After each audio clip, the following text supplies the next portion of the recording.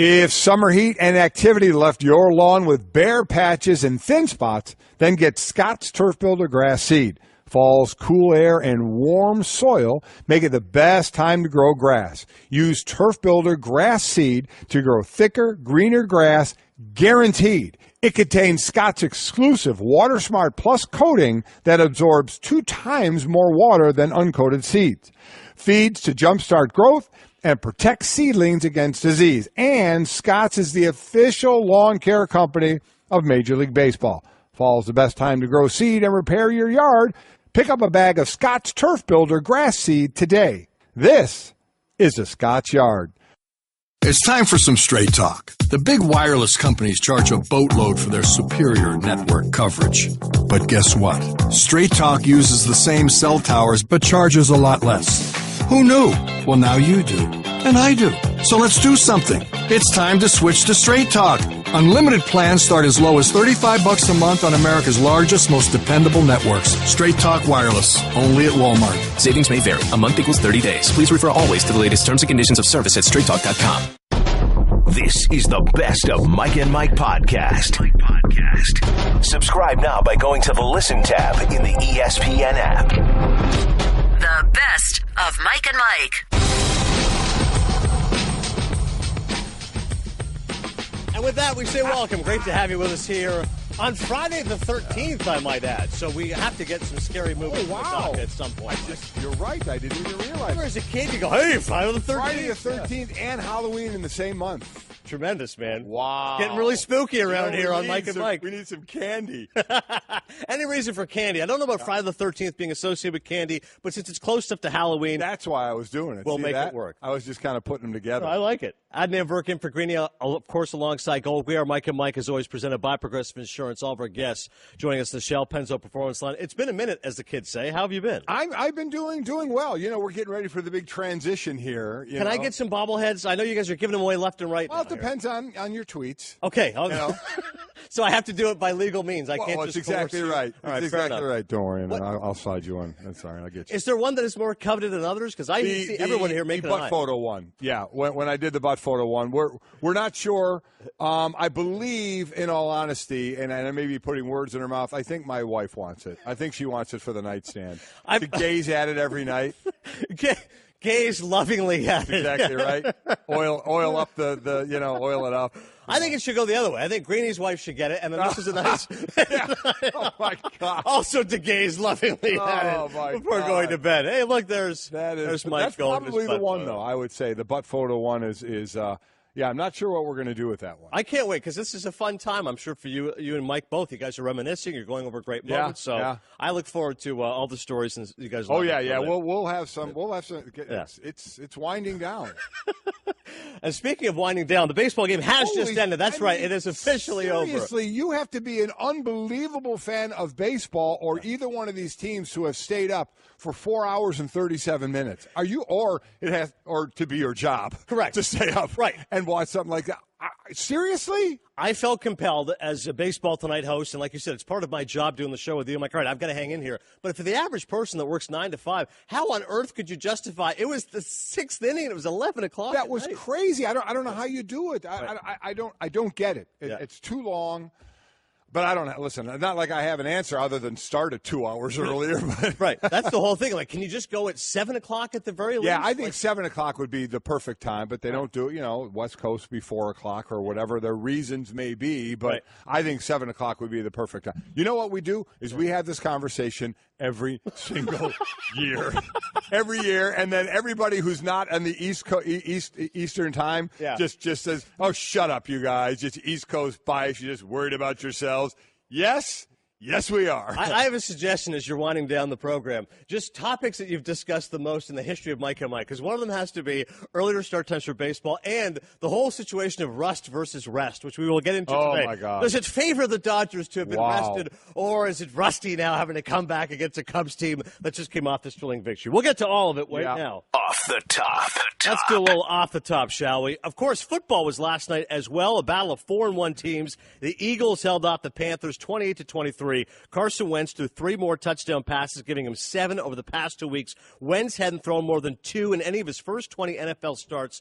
In watching the game, Mike, many observations, one of which is this. They really missed Lane Johnson, so it felt like every time the offensive line in the pocket was collapsing for Wentz, but he's got the wherewithal to make some moves and buy time. Obviously, an improved receiving core, and the defense held up against Cam Newton. Yeah, they did. And how about road wins? Carson Wentz has 3 road wins so far this season. And obviously, as you mentioned, throwing for the 3 touchdowns. But, he won 1 time on the road last year as a rookie, 3 times already this year. I love what we're going to get way more into this game. The tough part for Carolina, obviously the loss, but then the loss of Luke Kuechly out again in the second quarter in concussion protocol. He's missed games the last couple of seasons. I have a lot, too, to talk about with him. But the Eagles right now, you're talking about the best team in the NFC. You have to look at the Eagles and what they're doing with their ability to run the ball or have rushing attempts and just how much more comfortable Carson Wentz is in the pocket. And that Carson Wentz, Zach Ertz quarterback tight end relationship is one of you always see usually good ones with the good teams. These guys are hitting a really high level with it as well. You're seeing Christian McCaffrey getting way more involved in the Carolina offense, even though they're very short passes. 3 interceptions last night for Cam Newton. 2 weren't his fault. Yeah, I the receivers dropped balls and missed routes. The first one, Fletcher Cox pushed the O-lineman right back into Cam's face, and the ball was tipped for a pick. Another screen to Stewart. It bounced off his hands into a defender. The third one was either just a bad throw or miscommunication. So you'll see 3 interceptions for Cam Newton, but 2 of them for sure not his fault, and they couldn't run the ball. You know, we have this big stat now of rushing yards before contact. They were -1 yard, -1 yard before they were getting hit. Yeah. And if they didn't have Cam Newton's, 77 or 71 rushing yards, they had 89 total, I believe, in this game. 80 yards rushing total. Cam had 71 of them. So that tells you where that running game's going. Amazing to think the Eagles, Jim Schwartz is defensive coordinator, number 2 right now in run defense. Right. That's how good they've been, how stout they've been. And I'm with you on Fletcher Cox. My eyes were open. Rex Ryan said last week in NFL Countdown, he thinks he's the best defensive tackle in the game. You get an argument from Aaron Donald fans, Dominican Sue. But Cox is such a difference maker. He's in the conversation right there, and he was just taking Trey Turner. I was looking at that matchup, Trey Turner and Fletcher Cox. Trey Turner, one of the better guards. Fletcher Cox was winning all night long. No matter what, you got to double team him. Even then, he creates other lanes. Off the top. As far as baseball is concerned, as Mike and I mentioned, the Cubs scored 9 runs in Game 5 on the road in Washington. They hold on to advance to the LDS against the Dodgers. Chicago had put up just 8 runs combined in Games 1 through 4 of the series. As for Dusty Baker, his teams have now lost 10 straight postseason closeout games, an MLB record according to Elias. That's stunning. I mean, listen, sometimes those records are the byproduct of the fact he's been around for so long, and Dusty Baker has managed so many good teams and been successful. But unfortunately, when it comes to winning the big one, he can't do it. And more importantly, Mike, the Nationals can't do it. Once again, a flame-out in the NLDS again for this team. Talking about that city, the Capitals, President's Trophy the last couple of years, and they can't get far either. So, I mean, they're just teams at the they're just underachieving. Yeah. And you wonder, when does the clock run out? Is it when Bryce Harper signs somewhere else for $400 million? Which I think for this team, because they've loaded up, put themselves in position.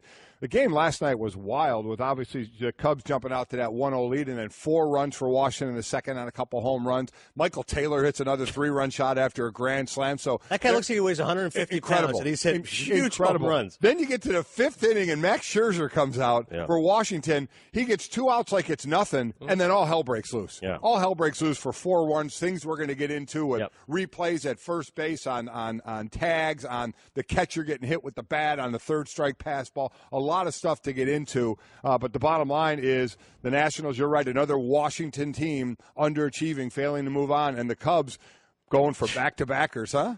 Moving on. That championship experience. Who can say with the Cubs now? Yes. That championship experience they can rely on to dig through. Off the top. The Yankees and the Astros begin their ALCS in Houston this evening. Masahiro Tanaka, who was fabulous in Game 3, he's on the hill against Dallas Keuchel. Keuchel has dominated the Yankees, Mike, in his career, an ERA of just 1.41 in 6 regular season starts, the lowest ERA against the Yankees among all active starters. Full credit to New York for their comeback, coming back from 2-0 against Cleveland, but I love the Astros in this series. I think Their offense is great top to bottom, and obviously with Keuchel and Verlander at the top of that rotation, I think the Astros win this in 6. And for the Yankees, I feel like this was amazing to beat Cleveland. I don't know how much more they have left. The Verlander deal worked out pretty well, huh? Spectacular. You think so? And Tanaka, who pitched so well, obviously not too long ago, has got, is what, a 10.38 regular season ERA against the Astros. I mean, just brutal in the 5 starts that he's had against them.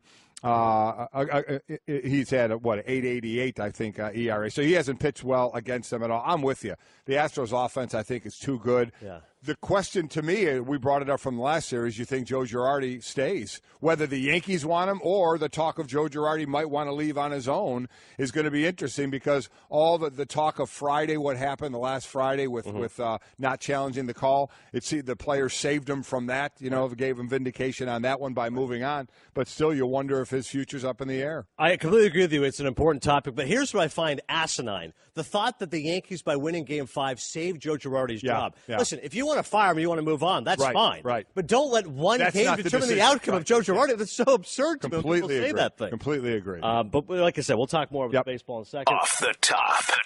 And the 5th U.S. Circuit Court of Appeals has granted the league's emergency request to set aside an injunction in order to dismiss Ezekiel Elliott's case, meaning he now faces that 6-game suspension. The NFL says that suspension takes place immediately. Elliott's attorneys, though, say they are all exploring other legal options, and further appeals are possible. With the Cowboys on a bye this week, Elliott will not be eligible to return to the Cowboys' active roster until Week 13 against Washington if the running backs' legal team can't put the suspension on hold again. The Cowboys already off to a slow start, and now they're going to miss this vital piece out of the backfield. Yeah, so they would have the bye, and then they play San Francisco, then Washington, Kansas City, Atlanta, Philadelphia. So, a couple of big games there, a couple in the division as well. Listen, we had talked to our legal expert, Ryan Smith, about this. If they didn't win this appeal, the NFL, it looked like Zeke would play the entire season, and we'd go on from there and see what would happen after that. But they get the appeal, so the suspension is upheld, or it'll start when they come back. Now we'll see. I don't know what the union has left. I mean, as you said, they're going to explore all their opportunities or the options that they have to see if they can try and get it overturned yet again. That's where I need help, because, I need legal people to help me with this, because, a decision is made, an appeal is done, an appeal is heard, an appeal is granted. Now what happens? I mean, so the union will see if it's worth it, or at some point, do you just say, you know what, we're going to serve the suspension and be done with it? Yeah, just for you and me and so many others. Ryan Smith, our legal analyst, will join us just under an hour from now to try to clarify the situation, what the Cowboys are facing with Ezekiel Elliott. That is off the top. The road to the World Series goes through ESPN Radio. Catch all the postseason action presented by AutoZone on ESPN Radio, ESPNRadio.com, and the ESPN app. Mike and Mike is presented by Progressive Insurance today. Our guest list for today, not only Ryan Smith at 7, but Herm Edwards is coming up just under 20 minutes from now. Jessica Mendoza at 7:30, Stu Gatz at 8, and Eduardo Perez at 9:30. What an eclectic list. Yeah. All phone guests joining us on the Shell Pennzoil Performance Line. If you miss any of those guests, you can listen to all 4 hours of Mike and Mike on demand in the ESPN app. So, this baseball game, to me, listen, I wanted to concentrate on that's one great thing about the clicker and previous channel is you can go back and forth. Right. But, man, this thing just lasted forever, that baseball game, forever. But, do you want to sit there and say exciting, back and forth? Compelling drama, no question. No question about that. Certainly some controversial plays in it, and you hate controversy to overtake a winner-take-all game, especially if there are plays in there that you feel really, really went toward deciding the outcome in it. Then that tarnishes it a little bit. But, boy, what a wild game. Yeah, this is the thing. I think anybody who thinks, Mike, and we all do this, I'm guilty of it as anybody, you always look at the starting pitching matchups. So going into last night, you say Hendricks was so fabulous in Game 1. I think once again he's going to be great. And instead, he doesn't come anywhere near close to the performance he gives. Similarly, for the Nationals, you say, all right, Gio Gonzalez, if he can give them 6 strong. No, that's not the case. It's a battle of the bullpens now when it comes to playoff baseball. That was the case in the wild card games, and now we saw it in the first round of the division series as well. So once again, this is foolish to try to say let's focus on the stars. Really, it's the guys who have more depth. And you're right about Scherzer. You think about a guy who's automatic. I try not to root for teams, but I do root for players because Max Scherzer is a great guy, and I love watching him pitch. So when he came in, I'm like, here goes Mad Max. And instead, as you said, the house fell in on him, and you felt like now the tide turns again. Momentum shifts back and forth, but we get to the crux of the issue, which is this: instant replay. And the play you're talking about, Jose Lobaton, Wade Davis came into the game in the 7th. I mean, you talk about risky from Joe Madden. He's going, I'm going my closer in the 7th. And he would look like he was tiring. 28 pitches in the 8th. They already had a couple runners on. And then that snap throw, the pickoff to first base, and Lobaton is called out. And by the letter of the law, it is the correct call because Anthony Rizzo had the glove on. Ron Darling in real time said, listen, his foot came off. I don't think Rizzo had it at the right time. They watched the replay and they go, yep, actually he did. Rizzo had his glove on Lobaton just as his foot came off for the briefest of seconds. By the letter of the law, that is the correct call. He's out. The Cubs get out of the jam. But, Mike, it's awfully frustrating, I think, if you're a baseball fan, if you're a sports fan, and certainly if you're a Nationals fan. Of course, there should be an amendment to that rule that just says, listen, you should have some sort of common sense and judgment. He was there. He was back. Correct. He was back. Again, for those that didn't see it, his foot was on the bag. He beat the throw. Right. But when his foot was sliding on the bag, it did come up. The foot was on the bag, and then it came up just for that split second, and Rizzo still had the mitten and the ball on him when it happened. So replays for bang-bang plays, replays for home runs you can't tell. Replay is for really egregious errors by umpires, not a ticky-tack play where a guy's foot comes off the bag. Yeah, the only thing I'll say is you have replay. Replay showed that technically he was out. Yeah. How do we want to amend replay and say, okay, we want to replay, but if he was obviously there and beat the tag, then everything else doesn't matter. I don't know if we can go that far. I mean, I get what you're saying because when I saw it, I thought the same thing. I said, God, he beat him. Right. I mean, he beat him there, but, we see the hidden ball trick. I mean, we see all kind of things that are a little goofy at times. Right. I said, well, technically we have replay. It caught him with his foot off the bag and still being tagged. While I agree with you, I would say I will disagree and say I don't want an amendment. I don't want to start messing with we have replay. Replay showed it. Make the call instead of we're going to do replay, now we're just making it even more convoluted. I don't think I want to go down that road. It's like the spirit of the law versus like the letter of the law, right? And I agree that it was absolutely the right call they made last night, but it's frustrating. Yeah. The other major play you and I were talking about just as we were getting settled is Matt Wieters. And it looked like catcher's interference because the bat of the batter hit him on the back of the head, and you saw immediately Wieters saying it looked like he was saying a foul tip, but then after the replay, you see, no, he said I got hit in the head, should be a dead ball, and the runner advanced to first base. That was in the 7th. It was a third strike. The ball passed Wieters, and as before he went back to chase it, the bat came around and hit him in the face mask. He made an errant throw, to first base that ended up out in right field. Runs are scoring, as we said, all hell's breaking loose.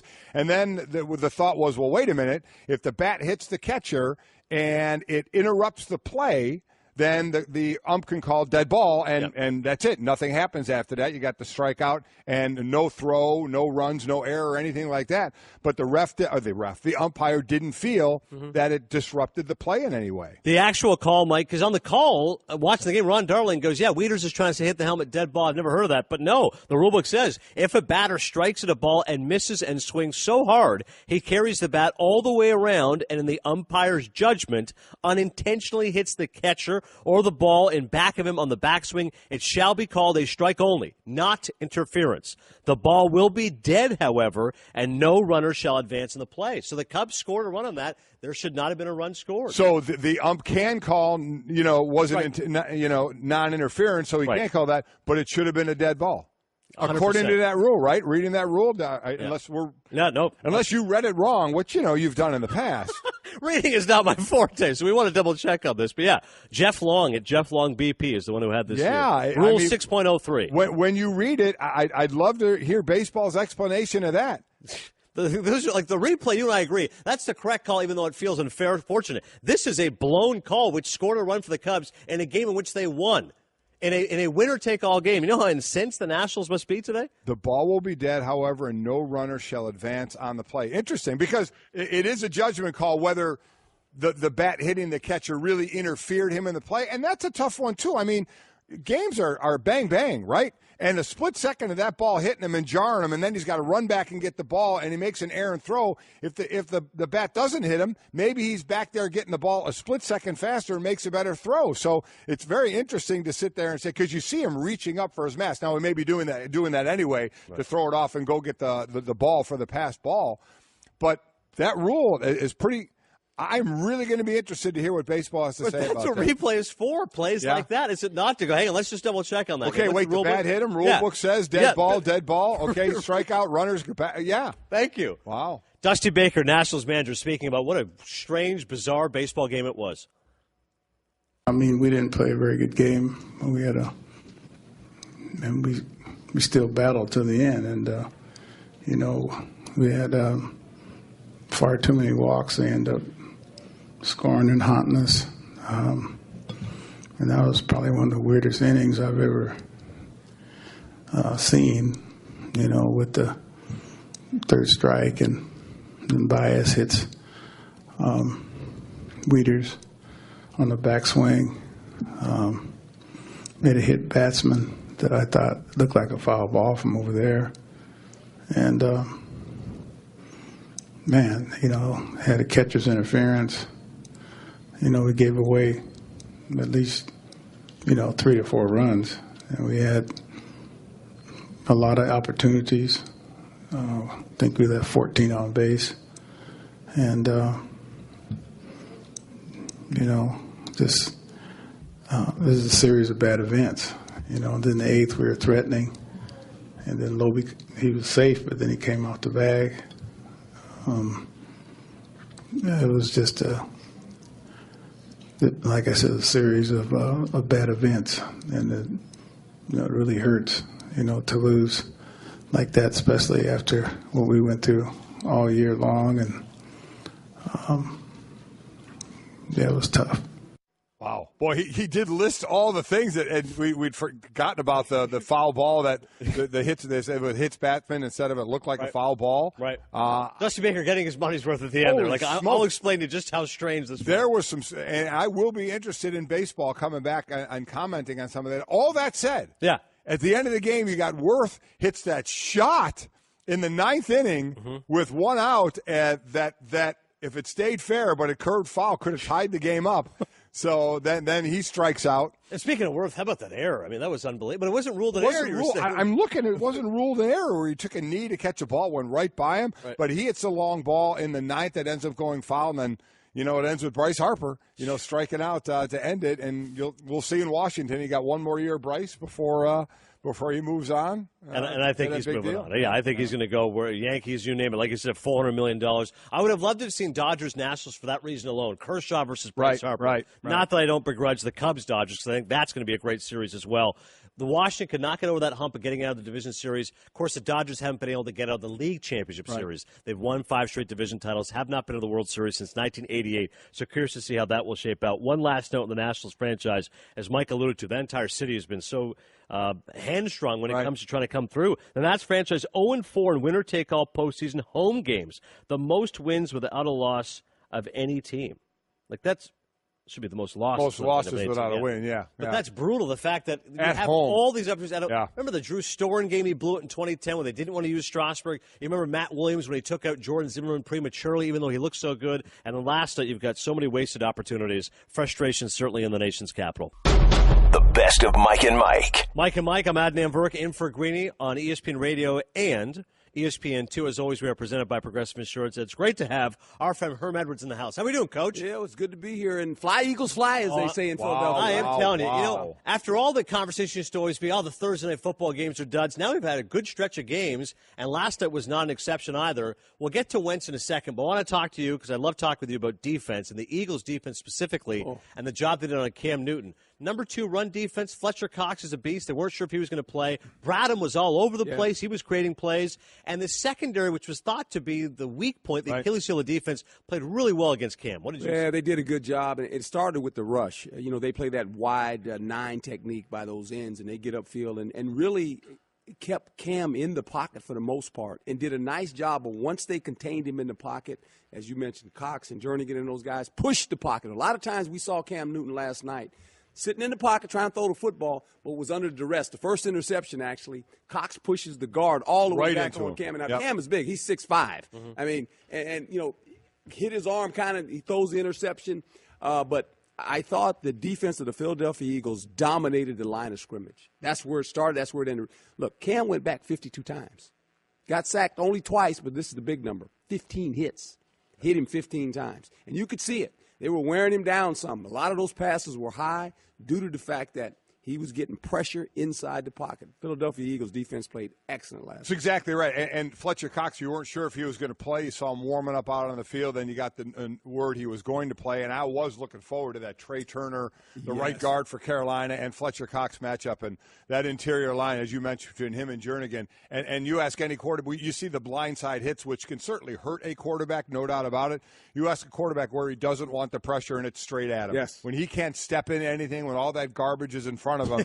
And man, I mean, Fletcher Cox was just going straight back. I mean, it was power rush. Yeah. It was no fair dodging. I'm taking you and I'm walking you back to the quarterback. Yes. Yeah, it was certainly fun to see if you're a fan of the Eagles defense. And offensively, clearly they were missing Lane Johnson. But Carson Wentz, how many times do we see, Coach, immediately he senses pressure. He can buy time with his legs. He's not fast, but he can pick up yards where need be, and he creates on the run, which all great quarterbacks have to do. Yeah, he's more athletic than people imagine. And you're right, his movement in the pocket.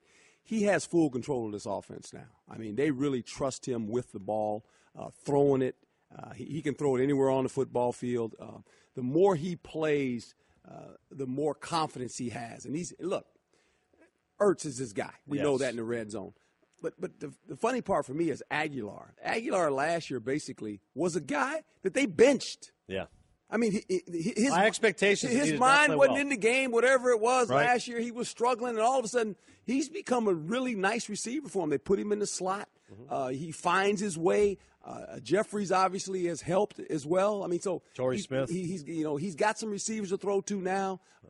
They got a decent running game with Blunt. Blunt runs inside. They're a balanced offense. That's what I like about them. Early in the season, they were not balanced. They're more committed to running the football now. Early in the season, first two weeks, they were 44 passes, only 16 runs. Now they've begun balanced again. That helps their defense as well. And when Lane Johnson, again, he was out. Halavudi Vaitai was in there. Yeah. He got beat early by Julius Peppers with the sack fumble. But Lane Johnson, when he's in there and Peters, that's two good bookend tackles. And what's interesting, Kelsey is about as tough as can be at center, but he's not big. No. Wisniewski, who's getting new life at left guard, not overly big. So, but they are running the ball well, even with those interior guys. Those two guys, particularly, not overly huge, but they are tough. They position well. They pass block. They pass block pretty well as well, but those bookend tackles I do like a lot. And when Lane's out, it usually does hurt them. But they do a nice job of running as opposed to Carolina, who didn't. I mean, couldn't run it. Of the 25 runs, it was Cameron at 11 times. That's exactly right. They couldn't get it going. But I really love the balance of this because early on, remember, they were throwing all the time. Like, run the ball. Yes. Just for attempts, run the ball. And, exactly right. Doug Peterson, I think understood that and said, I know as a quarterback, you like to just whip it around, but, man, you got to have that balance. And, when you watch this game unfold last night, this was a physical contest. I mean, by both sides. It's not like Carolina backed down. I mean, Carolina's got a nice defense as well. This was a physical – early in the game, it was hard to move the ball. The turnovers were a big factor, obviously. I mean, the two interceptions led to scores. Yeah, and those weren't Cam's fault. Yeah. Right. Those weren't Cam's fault. The last one was a bad throw, obviously, under pressure. But it was funny. Philadelphia, for the most part, rushed him with 4. Right. Carolina always brought the 5th guy. And both quarterbacks were under duress. I mean, this is one of those physical football games where quarterbacks were getting hit. They were throwing the ball. It was just a fun game to watch. Yeah. Carolina, they did 5 or more rushes on Wentz was 8 of 21 the times they did that. They blitzed 24 times, the most by any team this season. Carson Wentz, eventually he did figure it out, but he was getting hammered with it early. And you talk about matchups, the 2 touchdowns to Ertz and then Aguilar. See who was covering him? I mean, I know Shaq Thompson is a very athletic linebacker, but as a linebacker covering a wide receiver, I mean, that's just your mouth has to be watering if you're especially when you're going casino, and casino means all money's on the table. Yeah. That means there's no free safety in the hole. You got no help. No help. And you got a linebacker covering him. Yeah. And the poor linebacker, he's sitting trying to inside knowing I got to stay inside. And Aguilar gives him a hard outside move. And he jumps outside and he comes across the face. And Wentz is almost laughing. He says, okay, I know where to throw the ball. It's just throw a slant and it might be a touchdown. And it was, and it was one of those games where you just kept watching it. it was compelling because you felt like Carolina, at the end, can Cam close the game out? And, didn't the first time he had the ball and he got it again. Yeah, quick 3-0 on the Eagles. And then got it again and couldn't close the deal. You got to give Philadelphia a lot of credit going on the road, winning against a good football team. This is the first team they've beaten with a winning record, actually. Yeah. And listen, took advantage of the short field on the turnovers. Again, those two of the interceptions were not Cam's fault. Eagles took advantage of them. I know we're going to keep you here. We want to get into the rest of the things going on in the league, but you start to get tweets about people saying, you know what, isn't there someone that should step in and tell Luke Kuechly maybe it's time to hang it up? Boy. I mean, for those that didn't, Luke Kuechly again is out with the concussion protocol. The last 2 seasons he's missed multiple games. And when he was in there, by the way, Carson Wentz was 7 of 14 for 91 yards and no touchdowns. When he left, that's when the 3 touchdowns happened. The sacks happened less. I'll say this about him. Tony Romo said it on the broadcast. My son said it not only immediately after he played him in college, but since he's been here. Mike was the center against Boston College, I think Mike's junior year, when they played them, and Kuechly was the linebacker. Yes. Mike said it was unreal. He said the dude calls out the plays. He's so smart and studies so much that he calls out the plays and gets mad because his teammate, he's telling his teammate, I'm telling you where it's going, we're not able to get it done. Yes. And he does the same thing, and Romo brought it up last night in the broadcast. This guy just knows where the plays are going to be. He is such a great player and a great leader, but man, Herm, you gotta start worrying a little bit. Yeah, you're nervous. You could tell when the guard came over and got him. And as soon as he hit him, you went, "Oh, this doesn't look good." It just didn't look good at all. And you're right. When he was gone, a couple of those dig routes that were coming inside when they were playing that zone coverage, the backer that took his place was not in position. And they hit it 2 or 3 times on big, crucial downs. They miss him. He's the quarterback of the defense. There's no doubt about it. Davis is a fantastic player as well, but Kuechly is actually the quarterback. Yeah, exactly. He is, right. And that is a shame. So we'll see where it goes. Again, the last couple of years, he's missed multiple games with this. So we'll see where this situation ends up with him. I just saved hundreds of dollars by switching to Geico. I've never felt more alive. Disclaimer. Geico cannot guarantee you will feel more alive. You either possess functioning respiratory and circulatory systems, or you do not, or you are a zombie. If you are indeed a brain-starved zombie and you would like to save money on car insurance, the Geico legal team applauds your excellent life choices, even in your shambling afterlife. But we strongly encourage you to visit geico.com or download the Geico app. Please stay a minimum of 500 feet away from our large and presumably delicious, delicious brains. Geico. 15 minutes could save you 15% or more. It was a marathon, and once again, there's nothing but hand-wringing and sadness in the nation's capital because the Washington Nationals just can't get out of the NLDS. They fall against the defending champion, Chicago Cubs, as the Cubs rely on that championship experience. Now we can actually say that as they'll be taking up the Dodgers in the NLCS. Great to have you with us on this Friday the 13th. I'm Adnan Virk in for Greeny alongside Golic. We're Mike and Mike on ESPN Radio and ESPN2, presented by Progressive Insurance. All of our phone guests on the Shell Pennzoil Performance Line. Plenty of baseball talk to get to with Jessica Mendoza. Crazy game, though. Really was a crazy game. 9-8. Each team had a 4-run inning in it. A lot of questionable calls as well. We went to replay, and there's still a rule out there that we think was interpreted incorrectly. Yeah. Was it? Will baseball have anything to say about it? So a lot to talk about that we'll get to. Also look ahead to the Yankees and the Astros in the ALCS. NFL conversation, the Eagles come off a big win over the Panthers last night. Other major games look forward to, the Giants mess. But I mentioned it's Friday the 13th, so we'll do scary movies 45 minutes from now. We'll I like that. List I of like scary that. movies. And tweet us at Mike and Mike, at ESPN Golic, and at Adnan ESPN, some of your choices. Ryan Smith is going to join us in just a second. He's our ESPN legal analyst. But, Mike, you've got something more pressing. I do. So the wife and I were shopping yesterday at the grocery store, okay? And she was doing her normal field producing, my wife Chris, and it was field producing once we went down the cookie aisle. We just happened to. We don't really buy cookies a lot anymore, but we like walking down the aisle. Just to see what's out there. To see what's out there. We always like to check out the different cookies. Well, we saw this thing. We saw Oreos. We love Oreos, and it said Mystery Oreo. So the deal with it is, it says Mystery Oreo, and then I read a little more, and it said, guess the flavor. And then I said, oh, that's cool, for a chance to win $50,000. Ooh, it just got real. So it did. So I got a pack, and everybody in here, and whoever the guests that we have in here. We're a little short-staffed today, but we can still well, then you can eat a couple. But people will come in. I want everybody, we're going to do this as a group. Yeah. Try it and tell me what you think the flavor is, and we'll get a consensus. and it gives me a way to enter, and I'll enter that flavor and see if we can win $50,000. So it's mystery Oreo. I have no idea. I'm praying it doesn't taste like broccoli or anything like that. Yeah, right. I have no clue what it's going to taste like. So that's what we're going to do throughout the show. You know, anybody can come in and take a taste and be in on it. Whoever is in on it, we'll split the money. I don't want to guard against. I mean, we should guard against overconfidence, but this seems like a pretty easy way to win $50,000. No, like, I mean, how many options are there for a cookie? But you know what it's like, and I'm going to tell you how many. Yeah. There's either the 8-box Crayola crayon or the 64-box. Sky magenta cookie. It may have some funky flavor name to it, not just, s'mores. Exactly, some normal flavor. They may have some other adjective words added to it or something like that you have to get correct. So I don't know. It does seem a bit too good to be true. I'm not holding out hope we're actually going to win the $50. But $50,000. I'm sorry, $50,000. But here's the thing. The great side is we win $50,000. Yeah. There's no downside because we're eating cookies. Okay? Absolutely. Right? Yeah. So go ahead. You chomp in I can go ahead and find some other things to talk about while you go ahead and try a cookie. So once again, we'll get into all the conversation with Dusty Baker and Washington Nationals and what happens next for Washington. And as I mentioned, orangey flavor. Yeah, what is it to start with? Okay, a little orangey first. Yeah. So once again, we'll get to Jessica Mendoza at 7:30.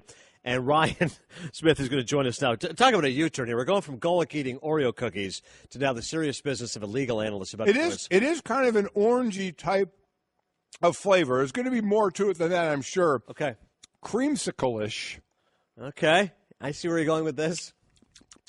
I'm waiting for the aftertaste to kick in a little. I'm going to really need – we're going to pass these out and get everybody involved.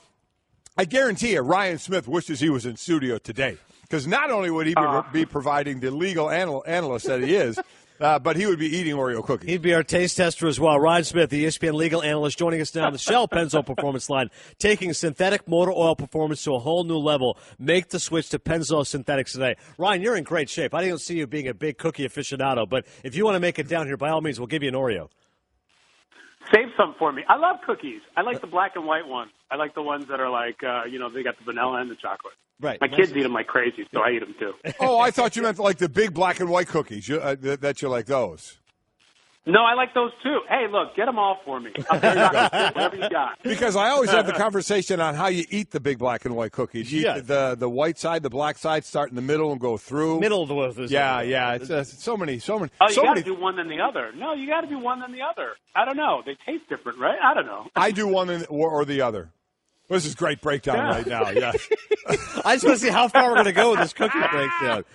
Ezekiel Elliott, Ryan, upholding the 6-game suspension. So, listen, this story has had so many wrinkles to it. What does this actually mean? Is he actually going to be gone for 6 games?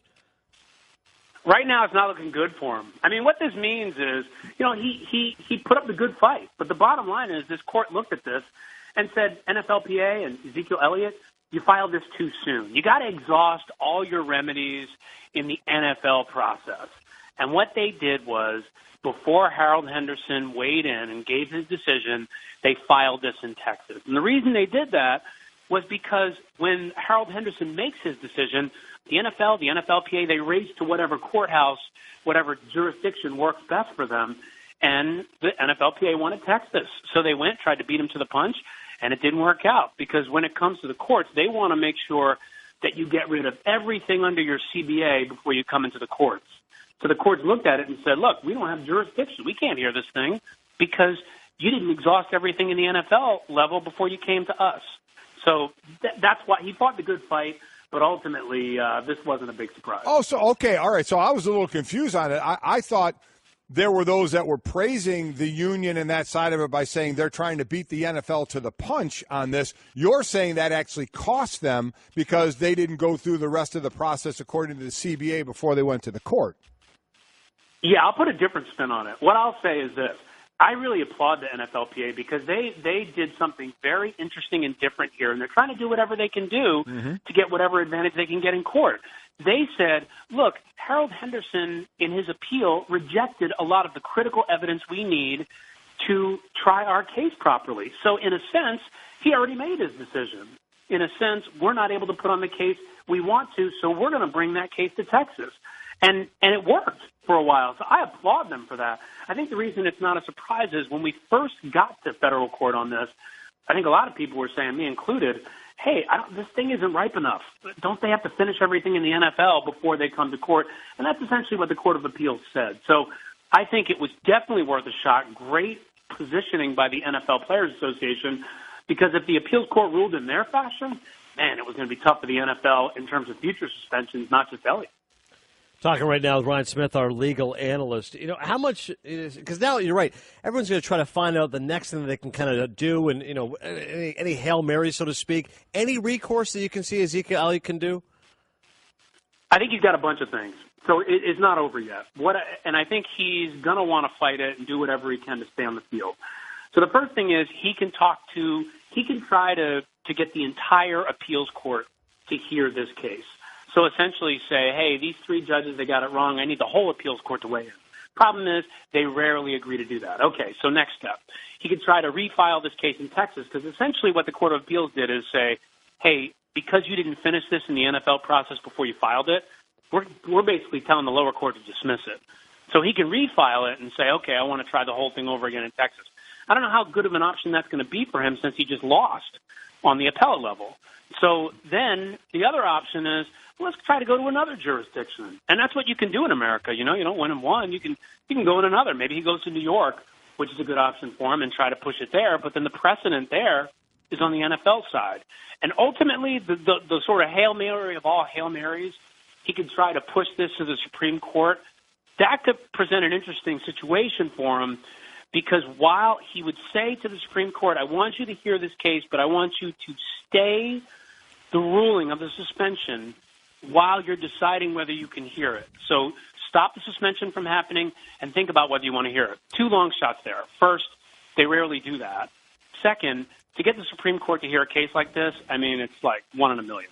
So I think right now he's deciding between the best of some pretty tough options.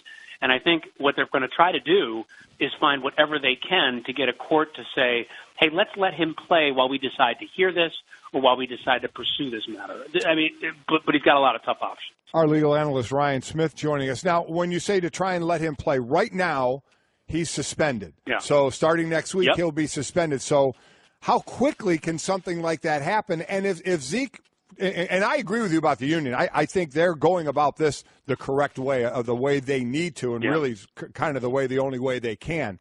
But if Zeke called you and said, Ryan, what should I do? What would you tell him to do?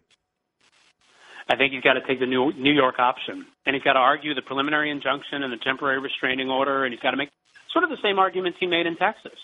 And he's got to say, look, you got to stop this. This is a case that I have a chance of winning overall, so you got to stay the suspension. You got to let me play while you decide to hear this, and hope for the same result that he got in Texas from that lower court judge. But it's a tough road to hoe for him, because New York, the precedent's on their side. You talk about Brady, other cases where it's gone favorably for the NFL in New York. So I think that's his best option. Now, you talk about timing. Here's the thing. They put out a statement saying they're going to take a couple days and try to figure this out. Well, a couple days, what does that put you to, Monday, Tuesday? Now you're looking for a court to not only decide to hear your case but grant a stay that fast. It's possible. I'm not going to say it's impossible, but I'm going to say it's challenging, because this is now, you've now got precedent saying that, at least from this court in Texas, this wasn't the right thing to do. So now you're refiling, you're coming at it better and maybe in a different way, but I don't know if that's a winning option for him.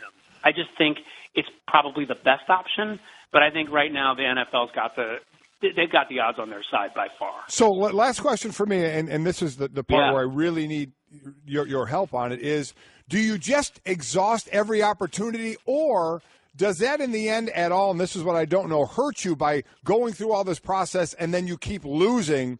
Is that bad for this whole process down the road, as the other side of it at some point just saying, you know what, we're just going to take the 6 games and we're going to move on? Does it hurt you to keep trying and losing? Yeah, you know what? I love it, because you're thinking like a lawyer. It's a tough call. Because you got it, Mike. You're channeling lawyers now. I love it. Because here's why.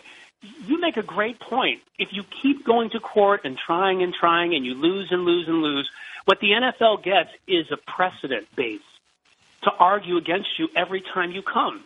So now you've got Brady, you've got this, you've got Peterson, all these cases. The NFL is like, this is great. I'm just building up a bunch of precedents to say that every time the Players Association wants to go to federal court, I win. I win on the Brady issue. I win on the stay.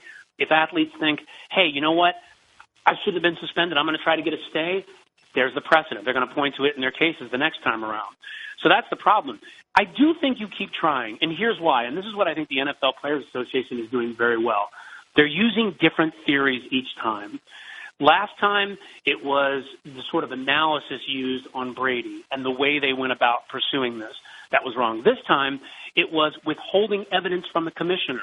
So the commissioner, in a sense, didn't have a chance to make the decision based on the totality of all the evidence. As long as they can keep coming up with new theories, and guys, be frank with you, that's what lawyers are paid to do. They're paid to come up with new theories. As long as they can keep doing that, the NFL Players Association, even if they lose, can constantly argue, well, yeah, we lost that one, but that was a different sort of issue than we're arguing now. I know it sounds very lawyerly, legalese and all that, but the bottom line to it is, if you can come up with something different to say in court, if you can come up with a different way of approaching it, then even if you lose, the courts, when you try to bring it the next time, you just find a different way, and maybe the precedent won't be so bad against you. So even though the NFL is building up this level of precedent, you could still keep making the argument and trying to fight the good fight. Excellent insight, as always, from Ryan Smith. You can follow him on Twitter at Ryan Smith TV. Back-to-back Fridays, you've had to carry me, my man. I know you do a great job on Outside the Lines, and we appreciate it. Pay me in cookies. I'll take chocolate chips. Yes. Oreo cookies on the way to Ryan Smith. Thanks, Ryan. Man. Appreciate it. Take care, guys. It's a tough call, Adnan. I mean, I understand completely what the union is doing. A lot of times this is the only recourse they have when you have a decision and the appeal goes back to the league or, someone appointed by Roger Goodell, in this case, Henderson, that then the next thing you have, the only recourse you have is court.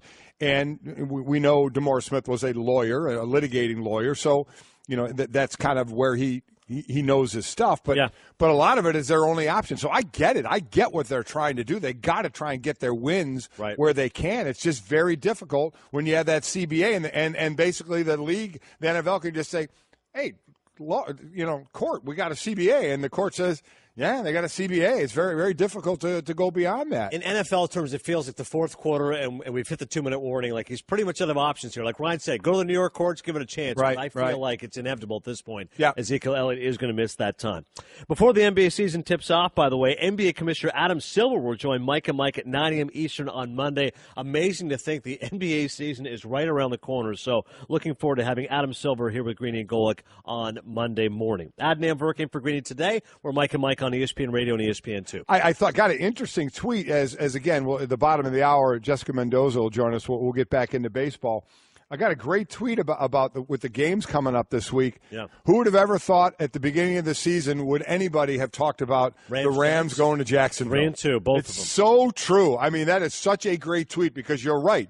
I know last year there were a lot of people that picked Jacksonville and they didn't pan out, so I think people were hesitant this year. Yeah. And certainly with the Rams, it was like, well, okay, you got to revamp your offensive line. What kind of heavy hitters? You get a couple on offense, even though Sammy Watkins isn't happy with the offense. And how is Jared Goff going to come along? Well, questions answered on defense in Jacksonville. You know what you got to love is when you put money into free agents and they pay off, and then you hit the right draft picks and they pay off. That's a good job of scouting and picking.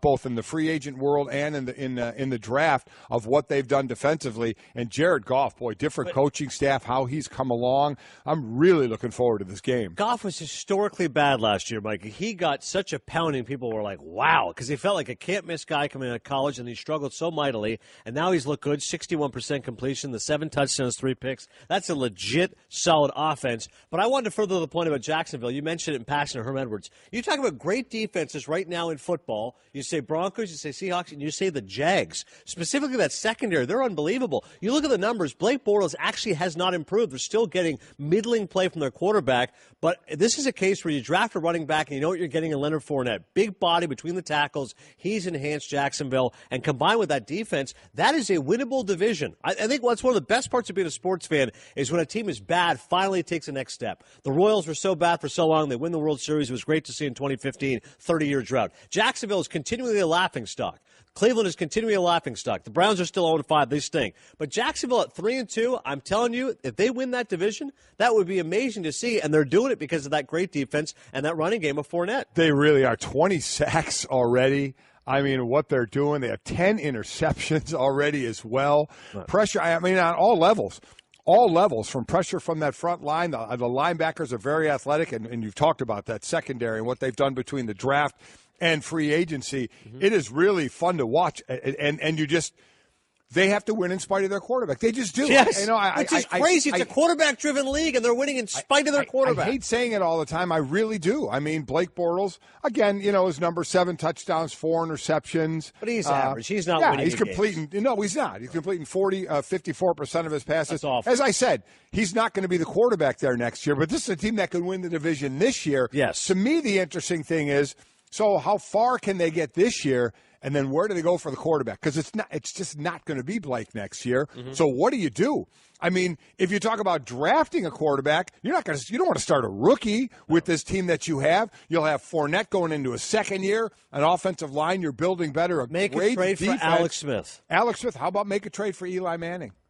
If the Giants are that bad and they get an early pick, well, the Giants want to move on. Yeah. They have Webb, who they got in the 3rd round. Mm-hmm. Would they draft a quarterback, one of these quarterbacks coming out, depending on if the grade is high enough? And would Jacksonville do something like that with Tom Coughlin down there? There is no doubt in my mind Jacksonville is going to want a veteran quarterback next year. There's no way they're going to want to draft a rookie quarterback and start him. You don't think Eli Manning's a little long in the tooth now? Well, he may be long in the tooth, but, man, you're looking to cash in on the way this defense is playing. Window. Right. Just a couple of years, see what you do while you're gearing up for another quarterback or whatever else your option would be. Alex Smith, maybe. I'm thinking I'd take him. Mahomes takes over in Kansas City, because Alex Smith has certainly given Andy Reid something to think about, right? Isn't he? But I think no matter what, Mahomes is going to be the guy. You wouldn't trade up and make that kind of a move. If Kansas City, though, makes a run to the Super Bowl, and Alex Smith has his best year, he's having his best year in 13 years. Are you going to say, hey, Alex, thanks for the memories?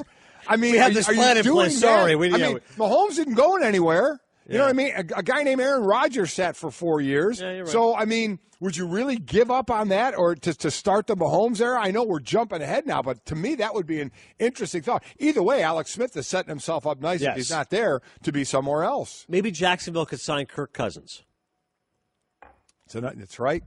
For a lot of money. Washington doesn't want to give him the long-term deal. Yeah. We all know that. He's probably going to be overpaid, even though he's a really good quarterback. Will there be a bidding war then between San Francisco and Jacksonville for Kirk Cousins? Because they're looking for a quarterback. It's going to be interesting. The best of Mike and Mike. Adnan Virk in for Greeny today alongside Golic. We're Mike and Mike on ESPN Radio and ESPN2, presented by Progressive Insurance. All of our phone guests on the Shell Pennzoil Performance Line, where we're going to go to Jessica Mendoza in just a minute. But in case you're just joining us, Mystery Oreos is the topic of the day. Yeah, my wife and I were shopping, and she was doing a little field producing. We were going down the cookie aisle, and we saw the Oreos, and there's always different flavors. Well, they had mystery flavor.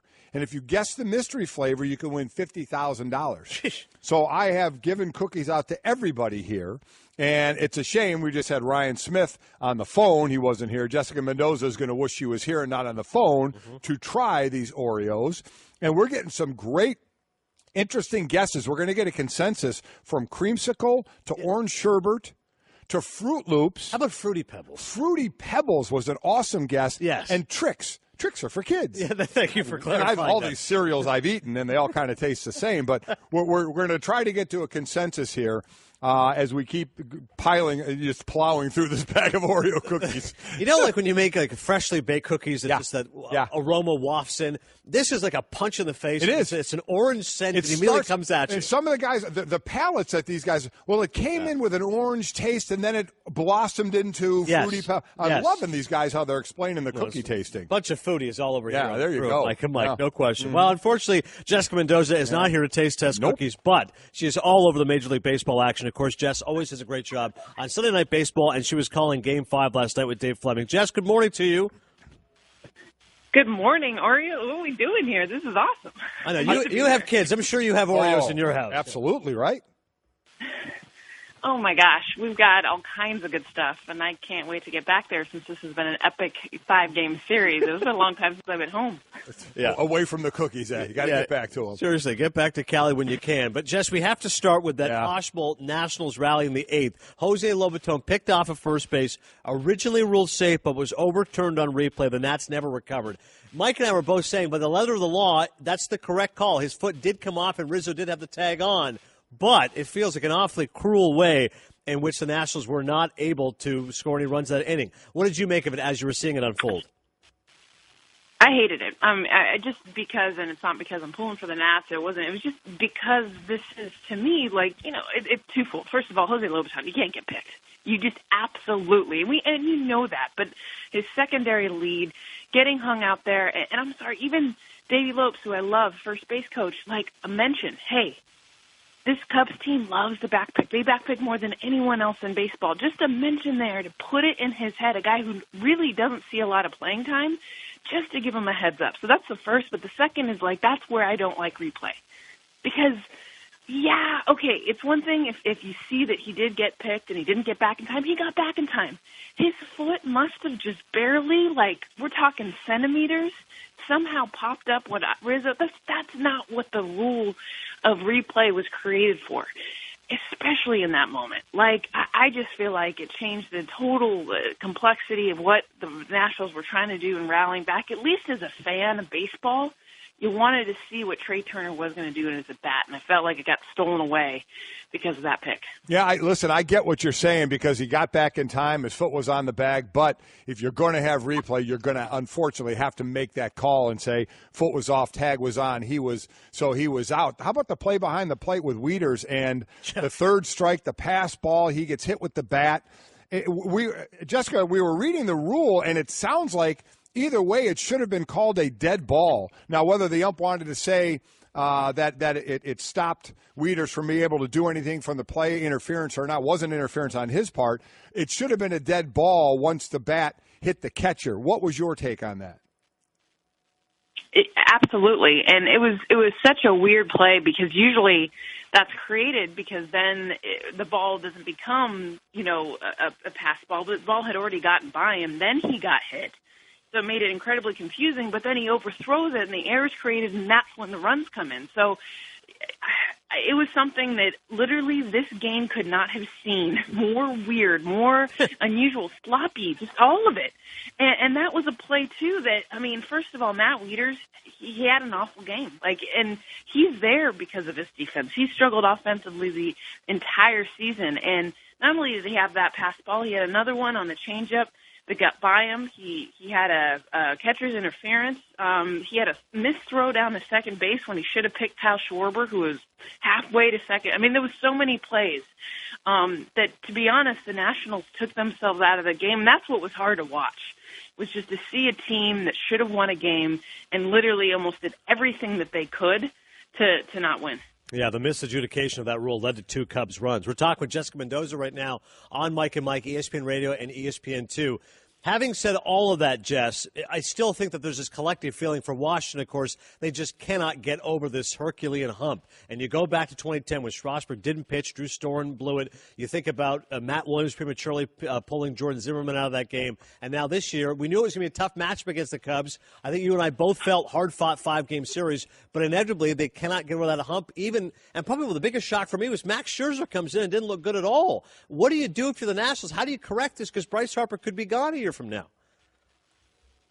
I think that's what we were talking about is, was this at the arc of this run that the Nationals have been on? Was this at the peak? And here they had their best chance to finally just win one series in the postseason with all the talent, with all the names, with everything that this Nationals team has. And to see it just literally fall through the fingertips, and so much of it literally is it's almost like there's a giant block of I'm sorry, you guys cannot get past this NLDS. And to be here in D.C. especially, guys, it took us probably an hour just to try to get a ride to get, how it is after post-game, so we're just walking around with D.C. fans, talking, having conversations, and tears and just absolutely, people have their heads in their hands, just like, how can this happen again? And that's when it really gets real, is this city. It's been 19 years since any team has won anything. But to know how good this Nationals team is and how much better, to be honest, they were than the Cubs, but not see them advance, it's the beauty of the postseason, but it's also the heartbreak when you're here in the city and you see the reality. All right, Jess, let's go on to the CSs and stay right in the National League as the Cubs go to play the Dodgers, who themselves have trouble getting over the hump. So how do you generally overall see this series? I think the Dodgers were watching last night just like, yes. Yes. I mean, clapping their hands, cheering. I mean, in every way. Just even if the Nationals won, Cubs, everybody was. I mean, you should see my scorecard. I mean, it's a mess. And think about how they beat the Diamondbacks and how that division series went, because look at the wild card, right? So if you go back to the Diamondbacks versus the Rockies in that game alone and how similar it was to this game as far as just offense going back and forth, some errors, just the emotions, just like who's going to win this game. And then you think about how exhausted the D-backs were and never recovered. I'm not saying the Cubs aren't going to recover and that they're not going to be able to find their way. I mean, if anyone can, the defending champs know how to emotionally handle being able to come back, but everybody was used last night. So I think the Dodgers have a huge advantage, at least the first couple games. Then I think we'll settle, especially because it's a 7-game series, and it'll get good. But right now the Dodgers have to be sitting happy, at least with how this game played out. And then the Yankees heading to Houston this evening, game 1 of the ALCS against the Astros. Dallas Keuchel has been great against the Yankees. Masahiro Tanaka, though, was excellent in game 3. It's amazing to think, Jess, that the Yankees pulled off that comeback against the Indians, and Aaron Judge looks so lost at the plate. I hope he can step it up, because this feels like this is 1-2 in the MVP conversation. He and Jose Altuve, and, of course, Altuve was fabulous against the Red Sox. But how do you handicap this series? You know, I think what's interesting is, I mean, your mind kind of goes back to 2 years ago with the AL wildcard game with Tanaka versus Keuchel. It was a very different Tanaka then, too. I mean, he had the advantage as far as he was really the dominant pitcher, had a really good season. This year it's been the opposite. He has not been the ace. He's struggled. And you're right, his last 2 starts have been really good. His split fastball has been ridiculous, his slider. But Dallas Keuchel, I mean, there's something about him against this Yankees team, and he has that confidence. I mean, literally, even talking to a lot of the Astros, they're so happy. I mean, think about it. How happy are they that they're not facing the Indians? And yes, the Yankees, you never want to negate what they can do, what their lineup can do. Aaron Judge could wake up at any point. And for this series, Adnan, you're so right, because, I mean, there's so many dynamic players on the Astros, but when I think about Jose Altuve and Aaron Judge, just kind of being, kind of honing in on 2 very, I mean, first of all, I mean, there's like 5 feet difference between the 2 of them. Very, very different styles. And it's almost the beauty of the game. Like, if I'm a 10-year-old kid watching this game and I'm thinking about what makes a baseball player good, you've got 2 very opposite styles that show you that the beauty of this game doesn't matter the size, doesn't matter how you hit. You can strike out 16 times in one series and still come back and have a great presence. Or you can be Altuve and be able to make contact with anything, a ball at your ankles, a ball over your head, and put it in play and get hit. So I love this matchup because it's Tanaka and Keuchel, but I also love it because we're seeing a lot of the different types of offense these 2 teams can provide. And if you like major markets for Major League Baseball, the 4 largest U.S. cities all have a team in the LCS. Wow. New York, Los Angeles, Chicago, and Houston. So that is good news, certainly, if you like big markets, right? Love that. Jessica Mendoza, thanks so much for the insight, Jess. We'll talk to you soon. Thanks, Jess. Go get a cookie. Yeah. I know. I'm getting home. Thanks, guys. You notice I wasn't asking anything about that American League series because I don't care. Right. I was born and raised in Cleveland. Still, I know. I don't You're still care. upset. I know. It was frustrating. Look, and I don't want to add to this, but the fact that Kluber once again didn't pitch well, that's the shock to me, right? If you said Encarnacion's hurt, he's banged up, fine. Jose Ramirez disappeared. Lindor didn't step up. But Kluber, you think, one bad start, fine. That's an aberration. He's going to bounce back. I didn't hear a word you just said. Mike and Mike reminding you, if you want to get in touch with us, tweet us at Mike and Mike through the 1-800-Flowers.com Twitter feed. If your football obsession has strained a relationship, you're going to need 1-800-Flowers.com. When you order a dozen red or assorted roses for just $29.99, you're going to get another dozen plus a vase absolutely free. Go to 1-800-Flowers.com/ESPN. That is Mike Golic. I'm Adnan Virk in for Greeny. We're Mike and Mike on ESPN Radio and ESPN2. As always, we are presented by Progressive Insurance. All of our phone guests on the Shell Pennzoil Performance line. So we'll get back to the major issues at hand, which is the fact the NLCS is now settled, the Nationals losing to the Cubs, so now we'll have the Cubs and Dodgers, and, of course, in the ALCS, the Yankees will be taking on the Astros. NFL conversation, the Eagles over the Panthers. We'll do more of that about 10 minutes from now. But in terms of the NFL, Mike, and this is obviously a broader conversation beyond football, but there's something to be said for social media and the way that trolls will come at people and they'll demean you. And I think you're great with handling it. People will throw stuff at you. You'll either mock them once in a while, maybe you block them, but you got to have a sense of humor about it, right? You don't ever take it too personally. Sometimes somebody will say, you said this. You go, no, I didn't say that, but whatever, moving on.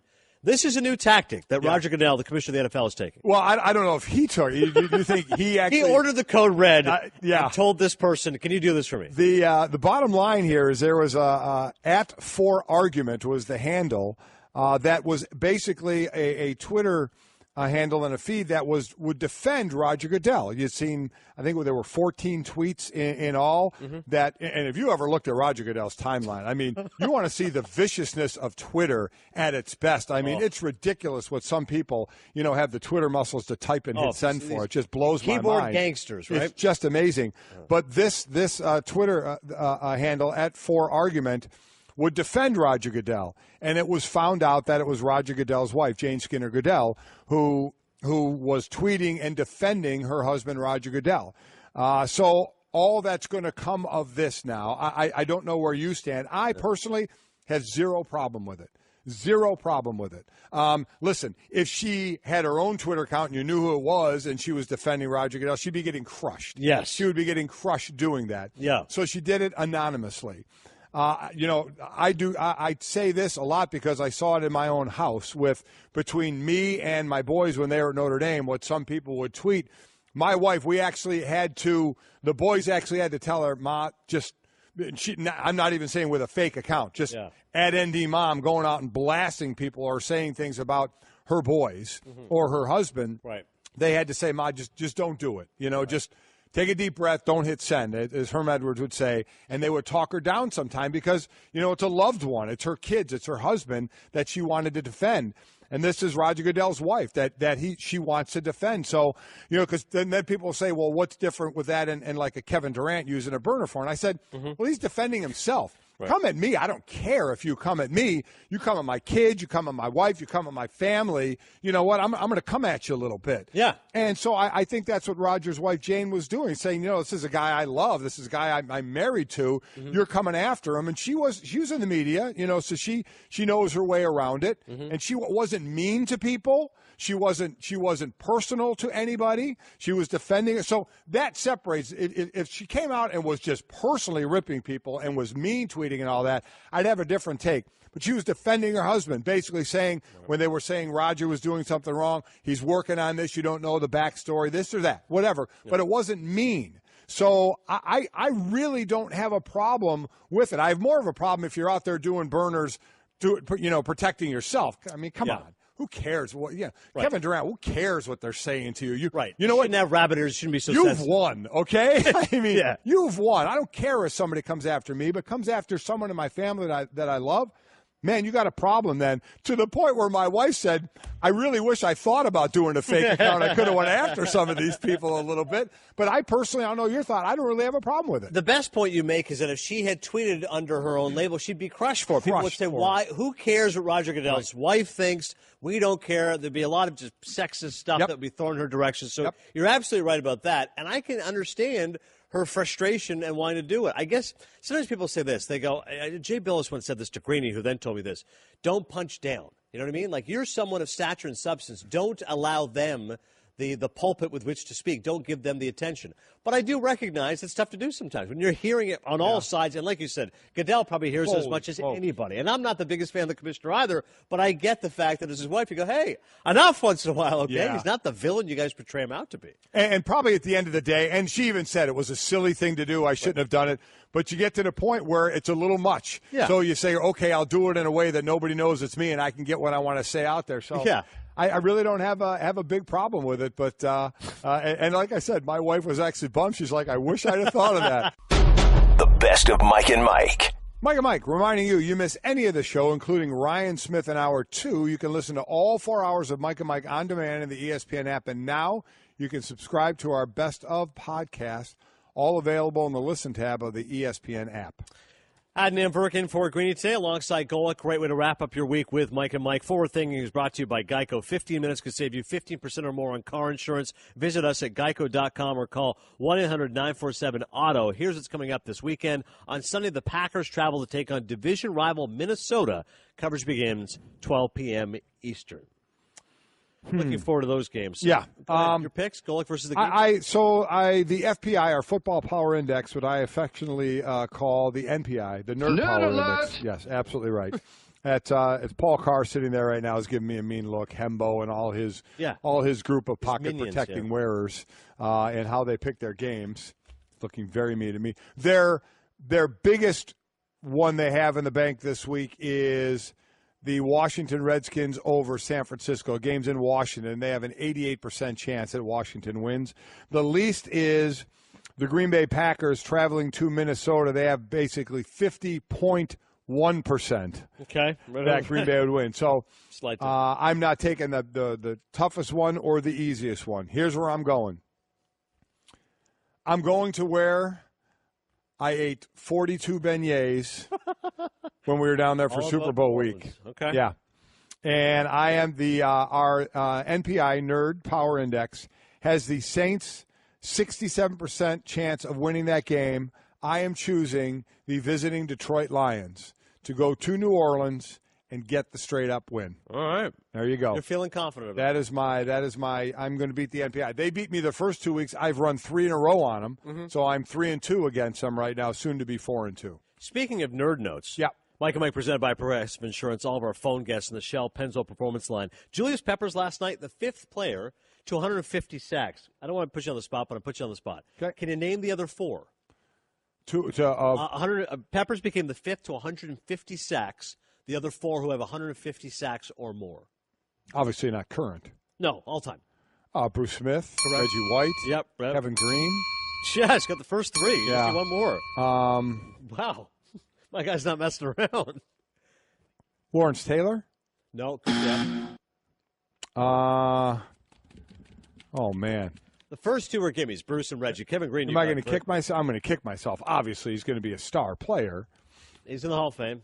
Yeah. Minnesota. Dolman? Chris Dolman. Surprise, Chris Dolman. Wow. Over 150 sacks. Pretty crazy. Oh, that is impressive. Yeah. All right. So just speaking of D-lines there. All right. So I should do did you do Forward Thinker or do I need to do that? No, I knocked it out, yeah. Oh, you did? All right. I don't have to read it. I thought I had to do it. Good job out of you. Thanks. You know, it shows me I treat you like Greeny. I don't listen to you. I take that as the highest compliment possible. So we have our guess. Yeah. We have but we're not going to say it, right? No, but Bickler, did you put it in? Did you? Has it already been submitted? So then we feel like we're okay. Travis Bickle still saying I'm going to say it anyway. Are you serious? Why not? Okay, why not? Do you think we should? Tease it though. Give some of the options we were kicking around. So again, it was the mystery Oreo. This was my wife's idea as a field producer for this show for years. Field producer. She took the mystery Oreo. She said, "Take them in, let everybody try them. You can win $50,000." But you have to guess the flavor, and then you have to go through the process of putting it in. So we had everybody here try it, and some of the guesses we got were creamsicle, orange sherbet, Fruit Loops, Fruity Pebbles, Trix. Those were some of the ones we got, which were good ones because it had that orangey, citrusy type flavor to it. Right. And trying to place it. And here's where we went. You millennials may not even know what this is, quite honestly. Tang. Yes, that is what we're going with. That's what we're going with. Oreo, if you're listening, we sent it in first, okay? So we win because that's the flavor. After all this, you ate 15 cookies. I did not. I had one, just like everybody else. And all you come up with is Tang. I had 1 dozen. Thanks, Adnan. Thank you, Mike. See you. Thanks for watching Mike and Mike. Tang.